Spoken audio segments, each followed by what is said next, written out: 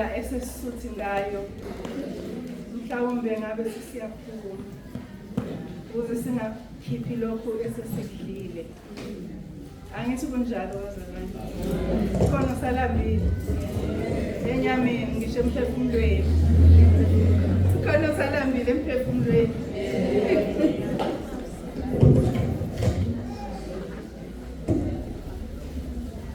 Ngiyaxolisa-ke bazalwane, lento ayisavumi ukukhuluma. Siyambonga kakhulu uNkulunkulu, ake ngiqale la. Siyambonga kakhulu uNkulunkulu ngezwi lakhe emini. Hey, siyamangala ukuthi uNkulunkulu akaqedwa. Siyesithi amakhosi asemhlabeni awaqedwa, kodwa uNkulunkulu akaqedwa.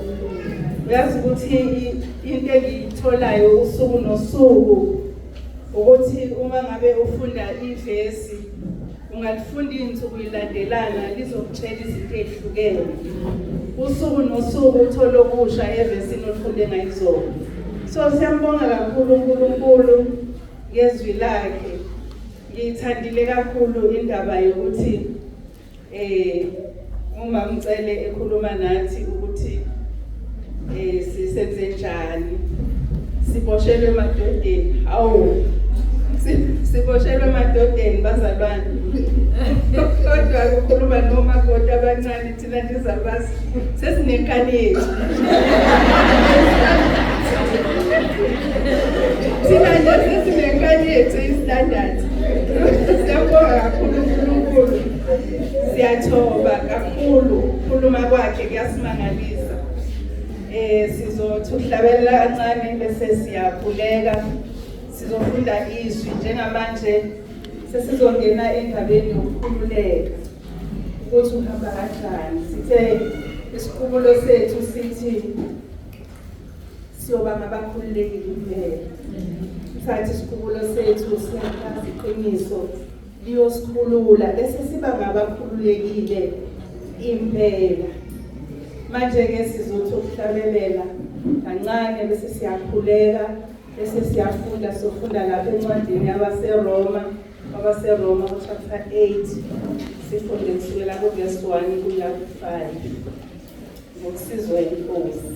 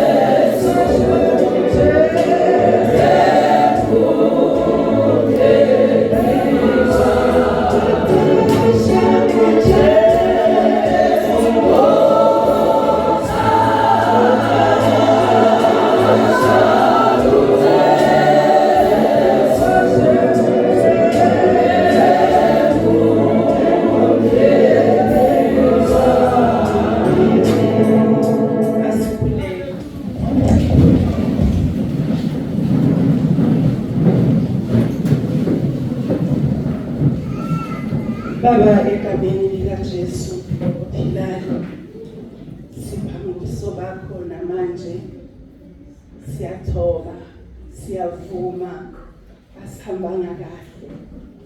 Siyavuma ukuthi size kuwe nengqondo zethu zingahluzekile. Seza kuwe sazama ukuhamba singakafanele ukuhamba. Siyakhulela egameni likaJesu Kristu ophilayo, thethelela ubuntwana bethu ube siyasiqondisa endleleni.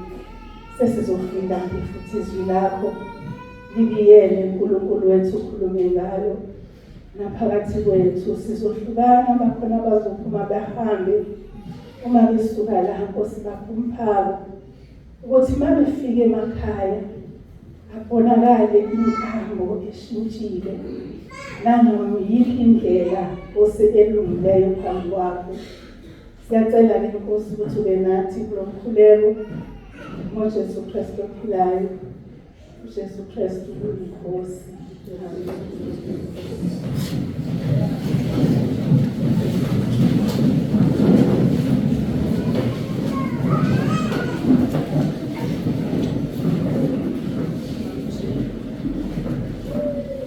Bazalwane bengishilo-ke ukuthi sizofunda encwadini yamaRoma kwabaseRoma chapter 8.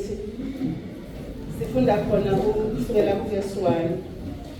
Lithi-ke leli zwi isihloko salo, okholwayo usindiswe ekulahlweni ahambe ngokamoya. Siqale ukufunda. Kanjalo akusekho ukulahlwa kwabakuKristu Jesu. Ngoba umthetho kamoya wokuphila okuKristu Jesu ungikhululile emthethweni wesono lokufa.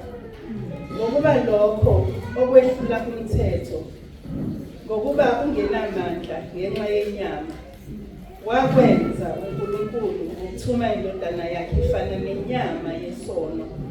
Nangenxa yesono walahla isono enyameni, ukuze umyalo womthetho ugcwaliseke kuthina esingahambi ngokwenyama kepha ngokamoya. Ngokuba abokwenyama banako okwenyama, kepha abakamoya banaka okukamoya. Amen.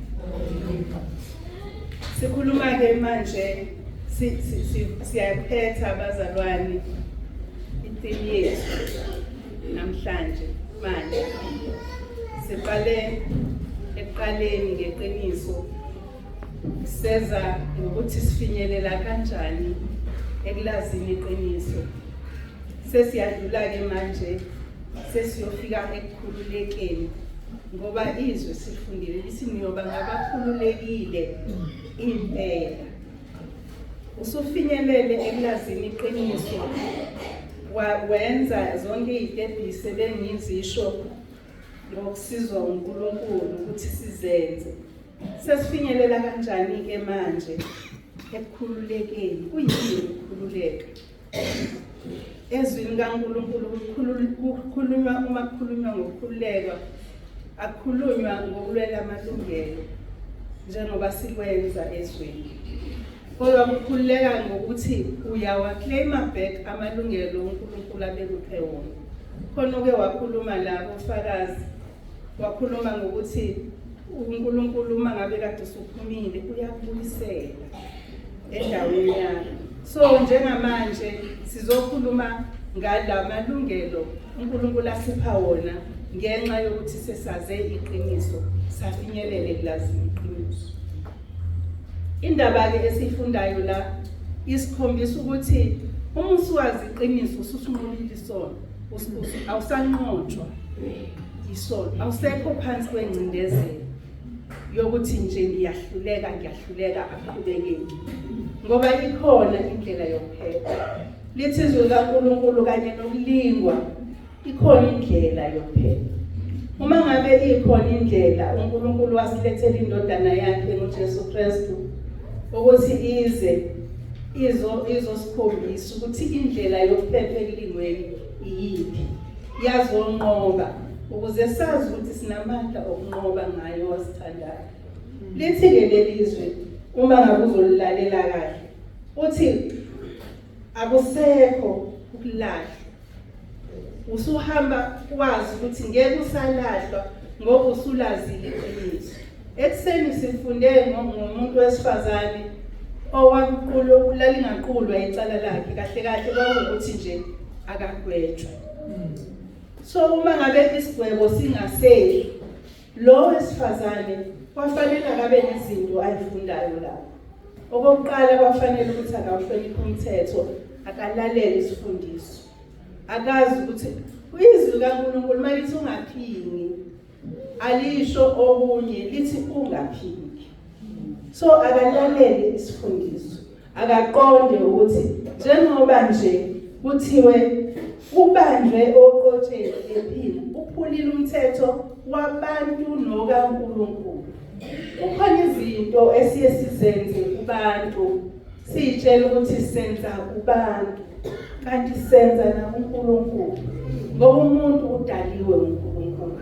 So lo wesifazane mhlawumbe wayengazi ukuthi noNkulunkulu umelene nalento ayenzayo.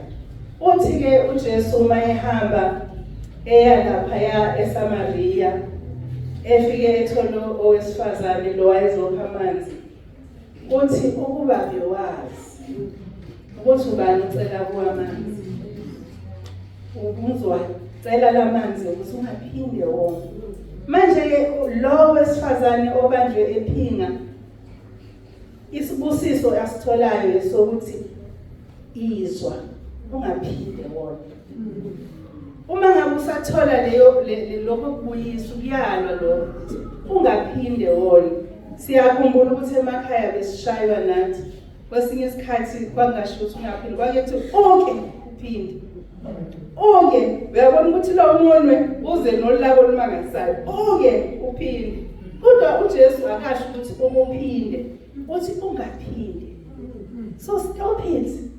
Yima lapho nqamula nje lapho ungaphindi ukwenze lokho. So uma ngabe ethi nizivume nizishiye kusho ukuthi stop it ungaphindi ukwenza.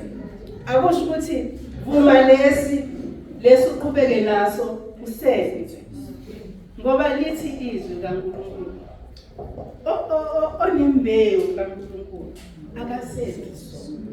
So ufinyelele ke eqinisweni usuyalazi iqiniso lalela ukuyalwa. uJesu uthi ungaphinde wona akasho lo yankosikazi kuphela usho nakithi sona. Uthi ke lo waseSamaria wozani nizombona ungitshele konke. Kusho ukuthi sifanelekile ukudalula konke vele ngoba uJesu yena wayekwazi ukubona ungashongo.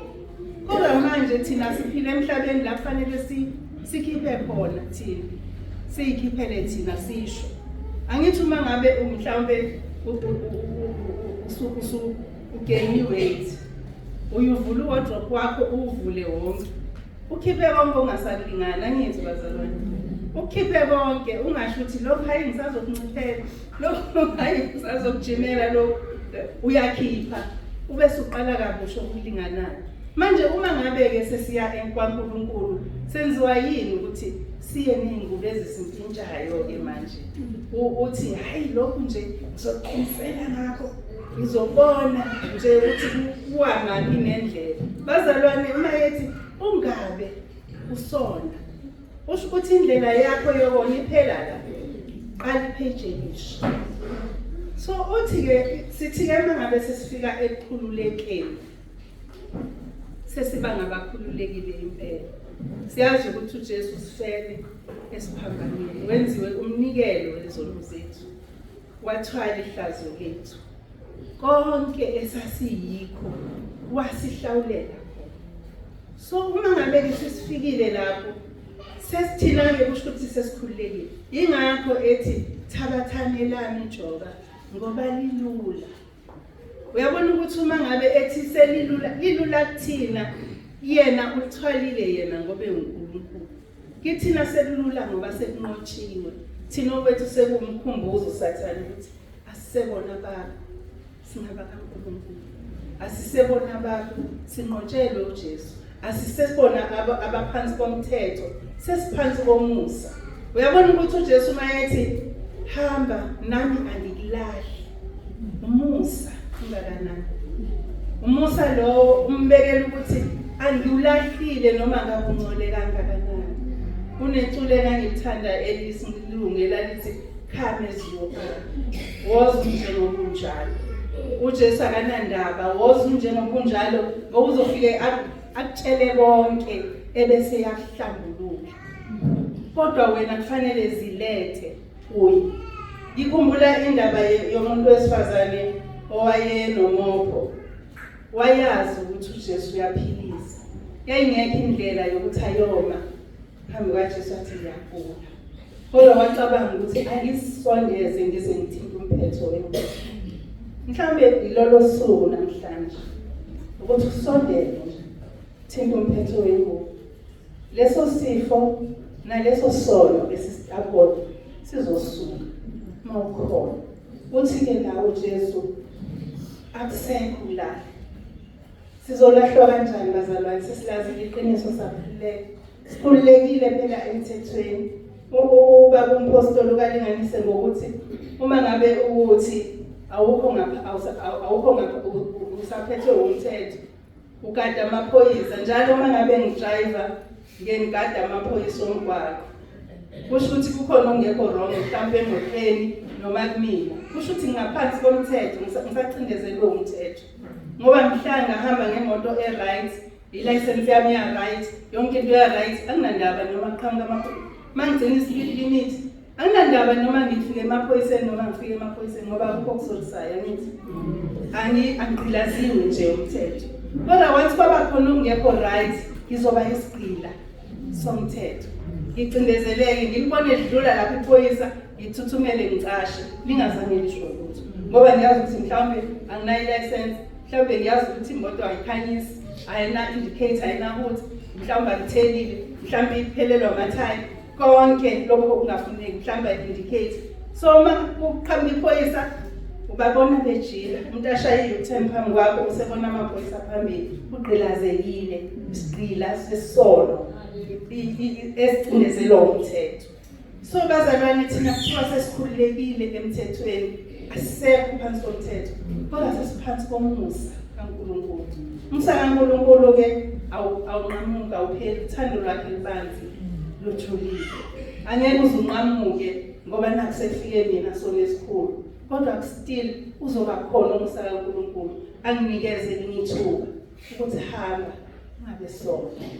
Namhlanje-ke bazalwane sizoyivala nje inkonzo. Into engenza ngithi siyavala ingoba kusasa kunezinye inhlelo zokusizwa inkosi. Kodwa namhlanje sisahamba nayo le ndaba eshoyo ukuthi uma ngabe uNkulunkulu indoda isinikhululile, ningabakhululekile impela. Ngokuba isono ayisukubusa phezu kwenu, ngokuba aniphansi komthetho kodwa niphansi komusa. Aze athi lapha kuma Corinthians chapter 2, 2 Corinthians chapter 3, athi inkosi inguye umoya, kepha lapho umoya wenkosi ukhona inkululeko. Kusho ukuthi mangabe uNkulunkulu ekhona kuwena awunalo uvalo, uyakhululeka ngoba uyazi ukuthi ngisho inkinga zethu siphonsana inkathazo. Yabona umuntu uma ethi phonsa usho ukuthi ngisukubuka nje ukuthi ubeka uyajijela nje, ungabuki nokuthi ujijela ngoba uyazi ukuthi yena unamandla okunqaka. Uyazi ukuthi yena unamandla ukuthi noma ngabe usuyasindwa ukuthi uyaphoseka nawe akuthathe wena, akubambe, abambe nomthwalo wakho. uNkulunkulu-ke usinikeza lelo lungelo namhlanje lokuthi asazi ukuthi uma sesizivumile sasishiya sawenza umsebenzi wonke wokufuna iqiniso, sayalwa saqondiswa, sesingabakhululekile impela. Isono ngeke sisabusa phezu kwethu, umthetho ngeke usasicindezele, kodwa umthetho usuzoba indlela yethu yokuphila. Sophila ngokusemthethweni, angithi bazalwane, siphila ngokusemthethweni, asixabene nomthetho, kodwa siphila ngokusemthethweni. So umthetho awusicindezeli, ucindezela abawephulayo. Uma ngabe ukuphula umthetho-ke uyona kuNkulunkulu nakubantu nasezweni. Bese kuthi-ke lapha kwaseRomans chapter 6 wakhona verse 18 athi nokuthi senikhululiwe esonweni naba izigceku zokuphila. Uma ngabe-ke usuze wafika kuleso step sokuthi uyeza ukuthi sengikhululekile, uyeza ukuthi sekuyahambeka, uyeza ukuthi awusabhekile emuva. Ikhona lento abazalwane esiyenzayo bazalwane ukuthi uthi uhamba ikhanda libheke le emuva, wena inyawo zakho ziyaphambili, ulokhu ungazi ukuthi uyaqalaza emuva, kanti kahle kahle amehlo akho ahlezi emuva. Asibalekele bazalwane leyo nto, ngoba uma siya phambili khumbula ukuthi uNkulunkulu wabajezisa abantwana bakaIsrayeli bekhumbula organic knowledge base babebheke emuva inyawo zabo ziyaphambili. So nathi uma ngabe sithi sidla uma mcele uye wakhuluma la ngendaba yokucelebrate ikhalenda, uma ekhuluma ngekhalenda uma mcele kuyacaca ukuthi thina iningi lethu angazi ke mhlambe mina ngiyajabulela usuku lwami lokuzalwa nje futhi noma benganginakile ekhaya ngiyazithengela izimbali ngijabule nje nami ngazalwa batholakala intombi kwamiyeni. So uma ngabe uNkulunkulu eyisola kufanele siyiyeke. Kukhona ukuthi ezikoleni nginomzukulu ofunde ezikoleni lezi ezokuboleka. Uma efunda lezo izikole njalo uma ngabe kuzalwa ingane babuya nama-parcel. So naye kufanele nge-birthday yakhe ahambe nento ezobanikeza konke eklasini lakhe. So uma ngabe kunjalo siphuma kanjani lapho? Ngoba ingane kuzoba buhlungu ukuthi yona ayinikezanga ontanga. Uyabona indaba zekhalenda zidinga ukuthi asijule emkhulekweni. Ilokho okuzosisiza bazalwane, ngoba asikwazi ungahlali iqhude ngokhisimusi. And uma ngabe singahlabanga leli iqhude ngokhisimusi, izingane zethu zizophuma ziyodla kwamakhelwane.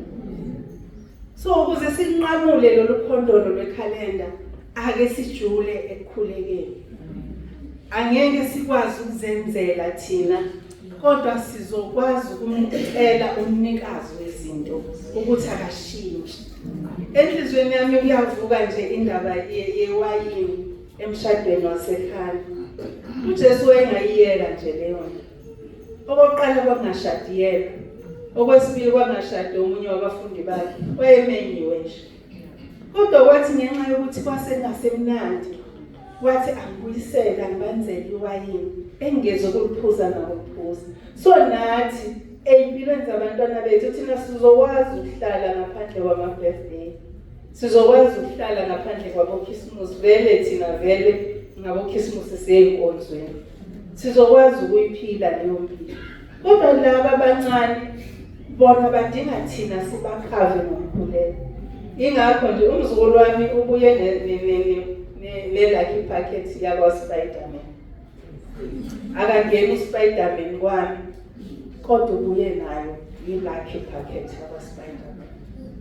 Ngoba kusesikoleni, futhi ubengeke asho ukuthi mina ingane phela, ubengeke asho ukuthi ngithande lo sweet osephaketheni laka-Spiderman. So semizwa ukuthi akathi mayefika ekhaya sithi awungene-ke u-Spiderman, hamba ulahla lo Spiderman, udlile-ke kodwa usweet. Spiderman iphakethe luselisele usweet udlile noma nawo unabo o-Spiderman esazi. Kodwa sidinga ukubakhulekela abantwana bethu, sidinga ukukhuleka sikhuleke. Ngesinye isikhathi awukwazi uku-enforce umthetho uma ngabe ungahlali nengane la endlini, kodwa uyakwazi ukuyifundisa usuku nosuku ize ikufake ekhaya. And-ke sidlule khona nathi izinto ey'ngafunwa ekhaya ubuyifihla uma wazi ukuthi ngizoshaya, ungafiki nazo uyishiye mhlawumbe kwamngane, ufike nje usuku ekhaya. So nabo bazodlula lapho. Okubalulekile thina sesiyalazi iqiniso. Uma sesilazi iqiniso siyaphi thina siyemadolweni. Ingakho uJeremiya ethi babizeni abesifazane abahlakaniphile. Ilapho-ke la sidingeka khona kakhulu singomama. Uthi-ke omunye umfundisi ngelinye ilanga akukwazi ukuthi kungakhuleka singathiwa akukhuleka omama ngoba uNkulunkulu uthembe amadoda wawabeka ukuthi ayinhloko zamakhaya. So mina njengobaba kufanele ngikhuleke ukudlula unkosikazi. Nathi singomama sithi kufanele sikhuleke sidlule obaba. Angithi kusho ukuthi uma ngabe kunaleyo moya ukuthi ubaba ukhuleka ukuthi akhave ifamily ngomkhuleko wakhe, nami ngumama ngikhuleka ukuthi akhaveke yena nefamily, uNkulunkulu uzowenza umsebenzi. Angithi amen. Noma ngabe ke awukane muntu zanele, kodwa uyakwazi ukukhava umndeni wakini. Umkhuleko kaNkulunkulu, uNkulunkulu ugenerous, uNkulunkulu ugenerous kakhulu, uyakwazi ukuthi aphe angajakadi. So uma ngabe ukukhuleka noma ngabe uyingane encane kangakanani, uma ukhulekela umndeni uNkulunkulu uyalalela aphendule. Ngoba asikho phansi komthetho, asikho phansi komthetho wesono bazalwane, kodwa siphansi komusa kaNkulunkulu. Uma siphansi komusa kaNkulunkulu kudinga ukuthi asubambisise umsawakhe, asibambisise ithuba esiliphiwayo lokuthi ehamba ungasaphinde wona. Ake silibambisise futhi muhle uNkulunkulu ngokuyazi ukuthi sohamba sambe sona. Yingakho ethi kanye nokulingwa yayiletha nendlela yokuphela. So uma ngabe uzobheka lapho uthi noma zifika ilingo ukhona ungqolelayo, uma amandla ephela ukhona ozongipha amandla, uma ngabe sengikhathala endleleni ukhona ozongibamba ngalo angidonse. Athi umhlabeleli uma sidinwa imvana endleleni uyazithwala sigona. Kushiwo thina abazalwane, akushiwo izimvu ehamba esikhotheni, kushiwo thina ukuthi uma ngabe sesidinwa uNkulunkulu sizingane zakhe uthi seningabantwana. Uma sesingabantwana umntwana uyamthatha umqoqoshe, noma ngabe uhamba naye edrobheni uma usumbona ukuthi useyakhathala uyamthatha umphathe umbelethe noma umqoqoshe ngoba mncane. So nathi uNkulunkulu sinjalo, siyile nto eyigugu kuyena. Uma ngabe bona ukuthi uyahluleka ufaka amandla, upha amandla mo ozokwazi ukumelana nesimo obhekene naso. Omunye umuntu uke wakhuluma ngokuthi uyashonelwa njalo inyanga nenyanga, uyashona seze akasazi ukuthi enze njani. Kodwa uNkulunkulu uyazi ngendlela yemphe ngayo amandla, wayengathi mayikhuluma ngalokho zedla inyembezi. Kwakwehla kuwena kuxoxelayo ukuthi ngenyanga endlu ngaleya nyanga ngoJuni ngingcwaba usibanibani, ngoJulayi ngingcwaba usibanibani, abasekhaya family. Niyayazi ipheni yokuthi bazalwane ikamero kade lilala umuntu othize akusenamuntu, impahla kade igqoka ayisagqokwa umuntu, imoto egcekeni ayisashayelwa umuntu, umnikazi wayo akasekho. Esho into enjalo ukhale wena olalele yena abe namehla dry ngoba bamethembayo uJehova bayafana nentaba yaseSiyoni engenazanyazendiso. Uma ngabe sizomethemba uJehova eyinsizini zethu zonke, uthe uma mzondi ekhuluma la, ekhuluma ngoEsther, wakhuluma ngembokodo, wakhuluma ngomuntu wesifazane wayesibindi ngendlela emangalisayo, owathi mangabe ngifa ngizofa kodwa ngiyaye egceleni lenkosi. Wathi ngizileleni ukudla ukuze mangifa ngamukeleke kuNkulunkulu nami ngizozisilela ukudla. So uma ngabe singabantu abanjalo abaziyo ukuthi amandla ayatholwa ngokuhlala kuNkulunkulu, sizowathola amandla noma ngabe isimo sinjani. Sizophuma siphindele emakhaya. Kumnandi la namhlanje sonke siyahlabelela sithuncele ukuthi sizothuma siphuma ufica ubaba wasekhaya mhlawumbe umine lewisa lapha esangweni athi uNkulunkulu umuntu uhamba iviki lonke angabuye ekhaya uhambe insuku ezimbili ukwenziwa nje. Angithi uzomphendula, uzomphendula. Asikhulekele bazalwane uJehova bekele umlomo wami ungilinde. agcine nje umnyango wey'ndebe zami. Ngoba kwesinye isikhathi ubuhlungu uma kuzonda ushilo la, ubuhlungu umuntu abenzayo, uNkulunkulu uyakuvala ngaleso sikhathi. Kodwa kuthi emva kwesikhathi, ebese yakukhombisa ukuthi uyabona yini ukuthi ngivulosephi. Uyabona yini ukuthi sengithathe laphi. Akuvale ngaleso sikhathi ubuhlungu. Uyabona ukuthi ngangihlale ngiyincoma ngingakakholwa ngithi mina uma ngabe kwenzeka into ekhaya emergency ethize ngiba right nje ngibekhama ngingabi na stress ngiyisorte leyo nto. Kodwa emva kwalokho mase kuthule konke ila ngizokhala khona zoyinyembezi. Nganginganakho ukuqonda ukuthi uNkulunkulu uyayidoma ingqondo yami ukuthi ngingaboni mhlambe ngaze ngimthuki ngone kuye. So ngingaboni ukuthi inzima kanjani indawo engiyona. Then ngase ngithola le poster ebhalwe ukuthi ama-footprints. Ngathi mangiyifunda le poster ngase ngiyaqonda ukuthi uma ngabe ngihambe endaweni enzima kodwa ngibone sengidlulile. Ngithi kodwa ngidlule kanjani? Ngisuke ngingasahambi. Suke sengithwele. Sizophuma lapha ngibazalwane. Sibhekane nezimo emakhaya. Uyathwalana uJesu. Ngifuna ukuthi awusekho wena phansi kwengcindezi yomthetho. uJesu uzokuthwala. Mvumele akuthwala. Musukusinda. Uyabona ukuthi musuphuma nezipikili mabephinde emgodini. Shiye izipikili udonsele lapho. Ngoba uJesu uzokuthwala. Uthi uthwala imithwalo yakho ngokuthi phosa kuye kuqala izinkathazo zakho. Uma usuyiphose zonke izinkathazo then yena usezothwala wena. Uma ngabe umvumela mzalwane, kodwa uma ungezumvumela uJesu uzophindela lapha kwi-shouting bench. Ashawuthe oshawuthe. Aze athathe isagila shaye. Kuyima usengqondweni ukuthi uyahlukumezwa mlombo. Uthe uma mcela kwenziwe. Ukhumbule nje uma mcela mina. Ukuthi uthi akwenziwe. Akwenziwa nje. Uyabona ukuthi into nje engifisa ukuyisho ukuthi ikhuleka lana ukuthula. Ngoba uyabona ukuthi uma ukhulekela ukuthula kuke kwafika isikhathi nabo yami impilo la kungahlangani izinto zingahlangani. Then ngakhula ngithi Nkosi awungiphe ukuthula kuyo yonke lento. Ngiphe nje ukuthula. Ukuthula nje ukudlula ukuqonda konke. Nginga-understand nami ukuthi kuthuleke kanjani. Ngingaqondi nje ukuthi kambe yini kwathuleka kangaka kungekho ukudla. Yini kwathuleka kangaka ngazi ukuthi ingane izoya ngane esikoleni.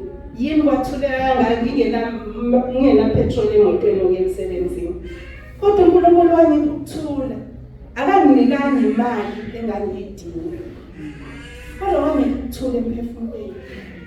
Ngaba nokuthula, ngaphila usuku nosuku, ngabona nje kwenzeka izinto usuku nosuku. Ngoba mayike ukuthula uyaye kuphending ukuthi hey ake ngiboleke usibani bani ngoba uNkulunkulu uthi qale kusiwe umuntu owenza inyama yakhe lengane yakhe. Usho ukuthini uNkulunkulu mesho njalo? Usho ukuthi mangabe uswele usuyafona mamzibani ngiswele ngisele ushukela. Usushilo uNkulunkulu. Wathini? Uthi uqale kusiwe. Akube uNkulunkulu ozongithinta ukuthi ngikubuze ukuthi uright na. Uma sithi hey ngineyinkinga nje ezincane bese ngithi okay ngizokubona. Kodwa uma usuzothi ngixakekile mamzibani ngicela ungithifa nje ngo200 usuwenza inyama yakho yaba ingane yakho yokuthi uthathe kimi imali angithi uyabona. Akukho wrong ukusizana ningangithathi kabi. Akukho wrong ukusizana. Kodwa uma usuzokwenza kube yinto yenzayo njalo uNkulunkulu akakuthandi. Uma sithi siyalazi iqiniso yila amaqiniso okufanele sikhulume nawo.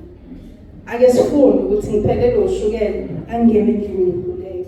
Sizwile ubufakazi basekhaya lethu. Bayangena abantu ezindlini bakhuleke. Afike umuntu negross emnyango. Angazange azamtshela. Ake simethembe uNkulunkulu. uNkulunkulu akafuni lutho kuwe. Ufuna ukuthi umethembe. Bese uyagcinisa lapho. Ilokho nje uNkulunkulu akulindele kuthina. Akalindele uNkulunkulu sisenze imhlatshelo njengoba benza kuqala. Akalindele ukuthi senze iminikelo emikhulu njengoba kwenziwa kuqala. Kodwa ulindele ukuthi asimethembe, sigcine imiyalo yakhe. Simthande njengoba sithanda. Sithande umakhelwane njengoba sizithanda thina. Ijulile-ke yokuthanda umakhelwane njengoba usithanda. Ngoba umakhelwane umuntu naye. Umakhelwane naye unezinto zakhe azenzayo. Umthanda kanjani umakhelwane uma esangoma ngiyayibuzela nje. Angisho ukuthi ungamthandi. Kodwa kanjani? Ngoba ama-altar awafani. Senze njani la? Siyamkhulekela, simthanda ngokumtshontsha ngomkhuleko. Uma ngabe unomakhelwane oyisangoma, umakhelwane ovuka achithe aphalaze egcekeni, achithe izinto. Mkhulekele, umbuke njengefastela, uthi inkosi nalowa wakho, nalowa indodana yakho yamfela, nalowa unendawo khayivulile. Mtshontshe nje ngomkhuleko, umtshontshe ngomkhuleko. Bathi sebebize ngawo wonke amagama ekhaya, emndenini, bebiza ngayo yonke into, uthi inkosi nawo babafele, bangababo. uNkulunkulu uyathembeka bazalwane, asimethembe, asime ezwini lakhe eliyiqiniso, ngoba sisiyalazi iqiniso. Kuyenzeka ngesinye isikhathi nithi niyazikholwa nonke, kodwa nibe ningakhonzi, ningakhuleki ema-altar afanayo, ninganikeli endaweni efanayo, nisendlini eyodwa. Bantshontshe nje ngomkhuleko, ngoba phela nakho ukuthi ukhuleke umemeze, kubuye kukudayise. Khuleka nje kahle, ungene ekamereni uvale, uma ungena kamera, nihlala ku-one room, hamba phela uye etoilet. Ungene khona nje uvale, akekho uzokulandela etoilet. Uma ufuna i-privacy, ngena nje uyivalele etoilet, ukhuleke, umtshele yonke into. Kunomhlabelelo wokuthi ucingo lwasezulwini luhlale livulekile, telephone to God. Bayalazi abantu abangangabi, abancane mhlawumbe abalazi. Elalithi telephone to God, lithi nje joy divine, lithi nje you can talk to Jesus anytime. Ngoba ulayini wakho hlezi uvulekile. Ngabe isebusuku, ngabe isemini, ulayini wakaJesu uvulekile. Akushodi airtime, akupheli idatha. So sinakho ukuthi simnxuse uNkulunkulu, sinakho ukuthi uthi khulekani ngokunxusa nokubonga. So umuzwa lokunxuse njalo, nawe nje usenyameni ke uyobona ukuthi ingane hlezi njalo izocela, ugcina uswazi ukuthi mayiqhamuka khona azocela. Akukho nje la ezothi hawu ngiyabonga ma ukuthi ungenzele ukuthi nokuthi. Kodwa njalo uhlala ususovalweni, uma umbona nje ususovalweni ukuthi inkosi uzocelani, anginayo imali. Inkosi yami usezofuna nini? Ngisho nomakhelwane usezofuna nini? Anginayo. Uze ukhuluma isono ukuthi athi ucela usawoti uthi anginawo, ubona ugcwele isitsha. Uthi anginawo ukuthi kokhona ezoyeka ukuzocela la ekhaya. Bazalwane, asimethembe uNkulunkulu. Asimethembe uNkulunkulu, uthembekile futhi ngeke asiyeke. Ngeke azasidele. Angeke ngoba esidela uthe siwumfanekiso wakhe, sidele laba.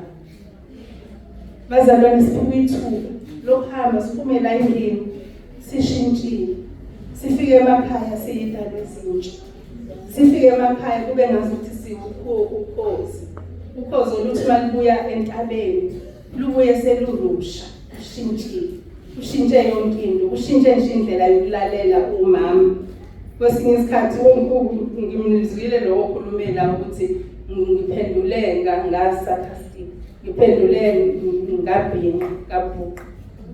So into leyo usathane ayifakayo kancane kuthina ukuthi nje fa uyithola usukwenzile, akuthi nje fa uyithola usuzindile nje ukuthi kodwa yena kanti uyayibona, kanti mhlawumbe yena uyayibuzela nje kodwa yena kanti wahlale yaphi.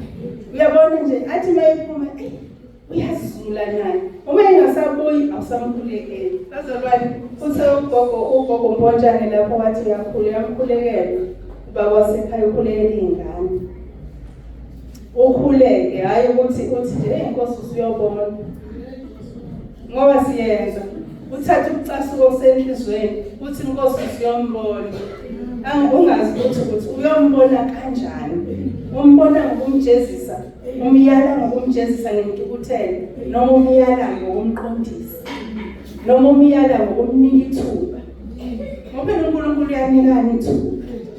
So bazalwane ake siqaphele yabona ukuthi ayikho into enzima njengolimi control ulimi inzima ngendlela emangalisayo ngoba into esenhlizweni iphuma nje iqhasha isiphumile limini ayeke usayixosha yeke usayiboyisa noma ungathini iphumile mangathiwa gijima ulandele ilazwi ngeke usalibasa. So ake siqapheleni bazalwane sikhuleke singaphezi sijule sesikhulekile asisekho egqilini asesiphumile egqilini ukungazi uyabona ukungazi kuyagqilaza kakhulu ngoba ulokho utshayele ne-era uthinta lapha uthinte lapha ugcina usuze wakhathala kuyagqilaza kanti uma usuwazi uyakwazi ukuhamba ngokuqonda sine-campus nayindizwe kaNkulunkulu angeke ube wrong angeke uyithole usuthi idiwiswe ubani wathi angifunde endaweni ethize ngoba lingelakho lonke iBhayibheli angikhona ukuthi ukhona onephepha elilodwa eNingizimu kodwa futhi kukhona nalokho ukuthi umuntu athole iphepha eNingizimu ngapha ngakithi kusemakhaya. So uma ngabe amaBhayibheli edabuka evuka kuyadabuka kuphela uthola ukuthi abantu kuyakusandisa kula yaqasala amaphepha uthola abantu abadala bayawathatha. So uma ngabe umuntu engenayo imali yokuthenga iBhayibheli uyoliphatha leli phepha enkonzweni ukuthi iyozifundwe lencwadi futhi mhla ifundwa uyobe efana nomuntu ophethe iBhayibheli lonke ngoba phela khona konke amagama phela ukuthi iphepha khamba lonke. So bazalwane asibe incwadi ebhaliwe masiphuma la asibe incwadi ebhaliwe ake kubonakala ukuthi kunoshintsho kuwo ake bangacomplain nobaba ngokuthi njalo sihlale sikunika imali ukuyifana ngoba bakhona abanikezwa imali uthambo yenkonzweni mhlawumbe unikezwa kahle imali ngoba kubandisele mhlawumbe njalo unikezwa ngoba kuthiwa akuhambe sishaye umuntu mhlawumbe unikezwa ukuthi abake bayobona naphambili. So awubuye kubaprove wrong buya ushintshile ngoba uNkulunkulu ukhululile namhlanje eqelini longazi usiyalazi iqiniso iqiniso likukhululile. Bazalwane ngiyafisa sengathi singathola ufakazi engake ngabuzwa kwenye inkonzo ngelinye ilanga omama befakaza ngoba begayisa utshwala obaba bagcina sebethi nje awuzogaya wena uzogaya laba abanyonga uthe usuka wathi angisafuni utshwala ngoba wena ufuna ukugaya uthe usuka wathi sengiyabeka nje completely ngoba ngifuna ukuya lapho la ukhonza khona wayengashumayeli lo mama wayehamba ephila inkambo. Yingakho kufanele sishintshe inkambo yethu ibalulekile le yokushintsha inkambo. Uma ngabe kade uqhasha ukhuluma isingisi njengoba umamcele kade yenza la shintsha phindele isiZulwini uma ungasasazi kahle funa i-dictionary ufunde ukhulume ngesizulu usho ukuthi baba nami ngiyasho ngizamdlanyoka ngithobe mdlanyoka awu yithobe bazalwane la uthobe akuhlephi lutho ukuthi mhlambe ngiyalingana nge-age uNkulunkulu uthe indoda iyinhloko angithi indoda kufanele ngathi nje iphotha uNkulunkulu indoda ithathe i-message uNkulunkulu iphethe emndenini. So uma ngabe wena ungamhloniphi lo muntu ophansi nendawo oyiphotha uNkulunkulu uzohlonipha abantu ufika kanjani uNkulunkulu ungahlonipha iyaxaka ke leyo nto ngoba dlula la qala bese uyofika kuNkulunkulu. Mina ngiyamthanda umpostoli uPaul mayekhuluma ukuthi ngokwakhe ngabagana kodwa ngenxa yokungayiphathi kahle umuntu akagani ngoba manje mangabe sesiganya sisusa amehlo ethu uma uyintombazana nje nami mvuzane wazi ukuthi ngikhuluma ngqo uNkulunkulu amalenza open Akukho la yokuguqa khona athi yesu ngisacela ukuya enkonzweni. Cha. Uma nje imali ivuma ngene emotweni uye enkonzweni.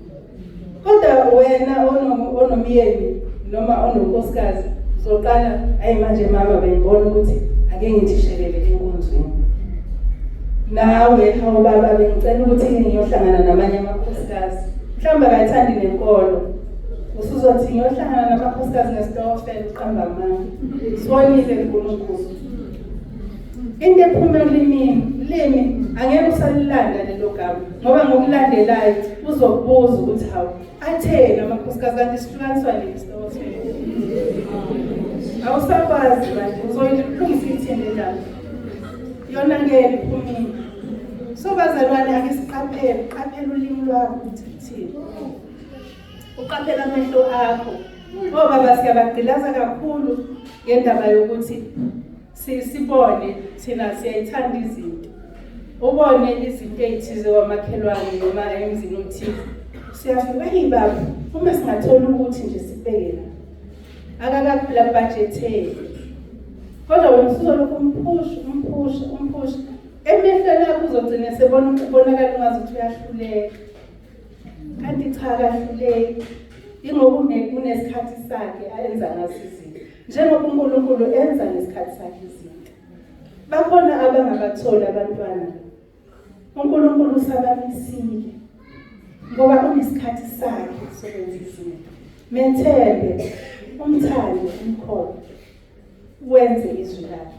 Phela ilokho akufunayo uNkulunkulu. Namhlanje bazalwane sisiyalazi iqiniso. Selisikhululile. Ngiyojaba nje manje ukuthi wangena lapha ekhaya ungena ngo-reverse. Cha bazalwane asingene siqonde nje sifike sibhuqe senze itiye noma ngabe ukhathele kanjani ulungise nje ushintshe njikine wenze nje kahle. Kube kuhle nje ekhaya upheke nje ezwe esajika lapho uthi sekuyile umasibali ezwe kunuka ibhayisi ekudlula. Ngoba uNkulunkulu umbekile ukuthi uphakathi kwakho naye. Wakhe uAdamu uNkulunkulu thina zange sibunjwe. Sabunjwa yini? Thina sakhishwa kanje bendoda. Azange nje sibunjwe ngodaka sibekwe. uNkulunkulu wakhe ubambo nje wenza thina. So ake sithobe bazalwane sifunde nje intobeko sifunde sicele uNkulunkulu. Zonke izinto sivela kuNkulunkulu. Siqonde lokho. Kwesinye isikhathi uzothi wena mina nge-short term but ngenhliziyo encane bese ethi uNkulunkulu lapho ihlale ifubenzini uzothini. Awukwazi ukuyincoma. Ukuphela nje ukuthi wena uthi Nkosi awungidalanga nje. Ngiyacela ungilungise ungibuyisele esimeni esifanele. Usho njalo lapha kuJeremiah uthi bengingenze yini njengalo mbumbi. Ukuthi ngisikale phansi sitshale isibumbe kahle sibe sisha. uNkulunkulu wethu uready ukuthi asilungise. Uready ukuthi asikhiphe phansi kwengcindezi. Uready ukuthi singacikelezwa umthetho size sone uma. Nkosi yomusa yimsisa sizokhuleka bazalwane sonke umuntu nomuntu asikhulekele. Emva kwalokho sizocela ubaba uPostoli asenze umkhuleko wokubala singakasukumi bese siyakhuleka.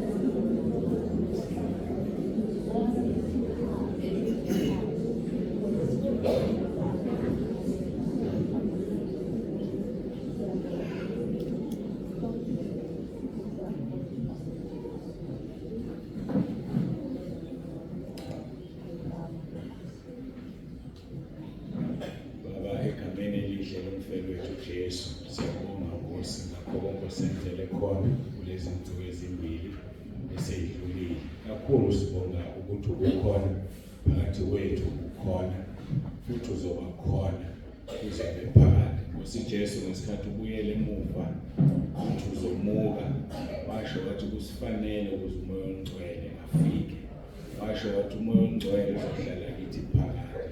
Siyabonga kakhulu uNkulunkulu nendodana yakhe Nkosi uJesu ukuthi lisiphile kukamoya wenu, kuba nihlale kuthina ngomoya ongcwele. Ithina esimxoshayo, kodwa wena usinikezele isibambiso sefa lethu, wasinikeza Nkosi wathi singamdabukisi umoya ongcwele kuze kube usuku esiyohlengwa ngalo. Siyabonga-ke Nkosi ukuthi umoya ongcwele usifundisa, usikhulisa, usifundisa indlela zakho ukuze thina sikwazi ukuhamba emkhondweni yakho. Sizwile-ke Nkosi itheme yanamhlanje noma yalezi zinsuku ukuthi uNkulunkulu wethu uthe sizokhululwa iqiniso. Siza-ke Nkosi abantwana bakho bahlale eqinisweni, abanye basemshadweni kodwa iqiniso alikho. Khona izinto ezifihlakele, khona izinto ezingaziwa, khona iy'ngane ezingaziwa ukuthi akuzona ezalapha ekhaya. Siyakhuleka uNkulunkulu wethu, abantu bathi come clean, abantu baziveze, abantu bacele uxolo lapho kufanele bacele khona kuwe uNkulunkulu wethu. Siyakhuleka ngegama elinamandla likaJesu ophilayo, ukuze siphile sikhululekile, sihambe sikhululekile, singakwesabi ukufa, silangazelele ukuhamba, silangazelele ukuya ekhaya ezulwini, kodwa sinokwazi ukuthi uma isikhathi singakashayi sifanele ukukuphakamisa. Njengalokhu uMose wayiphakamisa inyoka ehlane, John 3:14, kanjalo simele ukukuphakamisa. Kuba yilona loyo Nkosi ekholwa nguwe, angabhubhi kodwa benokuphila okuphakade. Siyabonga ngazo zonke iy'nkonzo, siyabonga Nkosi sizwile, sisizeke singabi ngabezwayo kuphela kodwa singenzi, kodwa kube yilona loyo enze. Biyela amakhaya Nkosi, uthulise umoya, ngabe bikho balayo ukuthi engabe ekhaya kwenzakalani, ngoba siyazi ukuthi sishiye wena emakhaya ethu futhi sinawe la. Kube yilona loyo-ke Nkosi ube naye kulobu buthongo ngena emfanekisweni wokufa. Msize Nkosi ukuba ahlale axoxe nawe, acabange ngawe, acabange ngemiyalo yakho, acabange ngezwi esilizwile. Lingathathwa izinyoni liwele endleleni, zifike inyoni zezulu zilithathe. Siyacela-ke ngoJesu Kristu Nkosi yethu, usise bonke abantwana bakho, ukhulumile ngabo, bahlale ezwini lakho, bahlale kuwe. Kuba Nkosi bangathi sebesebenze kangaka balahle uqobo lwabo, njengoba eshilo umpostoli Pawulo wathi angifuni ukuthi ngithi sengishumayele kanje bese ngiyalahla, ingakho ukuthi umzimba wami. Siyabonga Nkosi, siyacela ukuthi uqhubeke ube nathi. Sikhulekela-ke Nkosi namanzi esizowathola ahambisana nakho konke. Siyacela Nkosi ukuthi ubusise, sikwamukela ngokubonga, siqalekisa amandla obumnyama, amadimoni phezu kwalokhu kudla. Siyacela Nkosi kube sinesibusiso sakho esiphilayo. Siyabonga-ke Nkosi uJesu Kristu uyinkosi. uNkulunkulu wethu, uthando lwakho nomusa weNkosi yethu uJesu Kristu makuhlale phezu kwalo naloyo kuze kube usuku ozobuya ngalo usulane ibandla lakho. uJesu Kristu inkosi. Amen.